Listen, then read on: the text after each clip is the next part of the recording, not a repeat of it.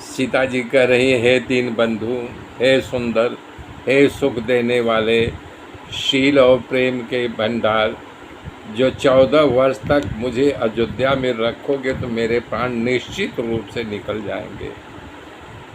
आपके चरण कमल जब आप मार्ग में चलते रहेंगे, उन चरणों को देख करके मैं लाभ पाती रहूँगी।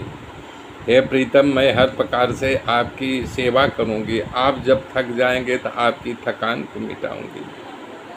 आपका पैर धो करके वृक्षों की छाया में बैठ करके अपने आंचल से आपकी पसीना सुखाऊंगी। हे प्राणपति, आपका दर्शन करती रहूँगी तो मुझे थकान, भूख, प्यास कुछ नहीं लगेगी। ऐसा कह करके सीता जी बहुत व्याकुल हो गई, घबरा गई। तब उनको देख करके कहूँ, कृपाल भान कुल नाथा, और परिहर सोच बलहूँ सारा, नहीं विषाद कर अवसर आजू, बेगी करहूँ बन गवन समाजू।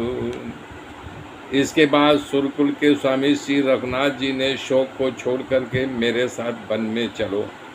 सीता जी से कहा, आज विषाद करने का अवसर नहीं है, तुरंत वन में चलने की तैयारी करो।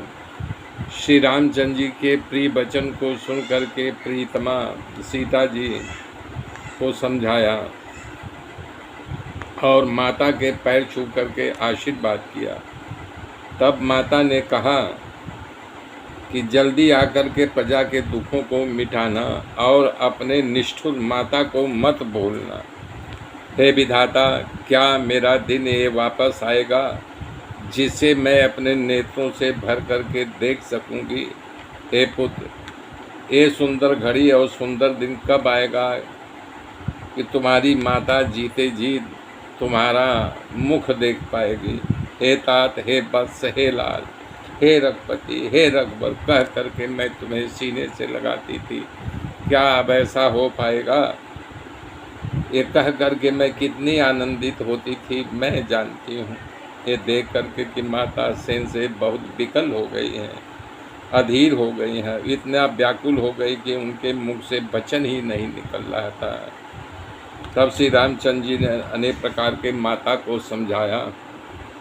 तब जानकी जी ने माता के पैर छुआ और बोली, हे माता सुनो, मैं बहुत अभागी हूँ, क्योंकि ये समय आपकी सेवा करने का है और आपको छोड़ करके मैं जो है बन जा रही हूँ, हमारा मनोरथ सफल नहीं किया।